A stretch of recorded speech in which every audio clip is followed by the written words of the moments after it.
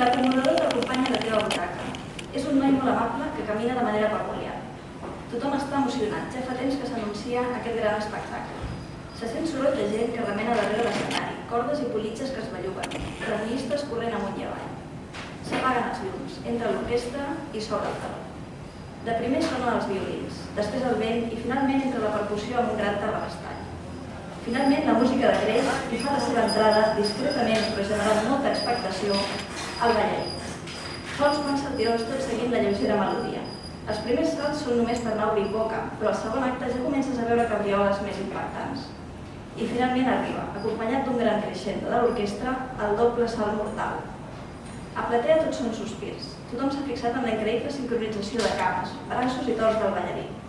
Però tu has vist alguna cosa més. Uns fils invisibles que el focus de color blau ha deixat entreveure. Un arnès de color de la pell amagat de sota la camisa. Un gest de dolor en el rostre. T'hi fixes i t'adones que sota les denses malles la pell s'esquinça i la carn sofreix. Mires al teu voltant, però ningú més a la sala sembla adonar-se'n. Tots estan embadalits observant les piruetes.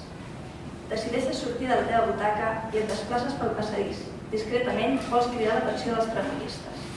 Però darrere les bambalines no hi ha ningú, només corretges i engranatges d'una màquina brutal que ofega el ballarí. Aleshores et ve a la ment aquell acomodador tan simpàtic. Penses que ell et podrà ajudar. Et dirigeixes cap a la sortida per buscar-lo, però de sobte recordes la seva manera de caminar.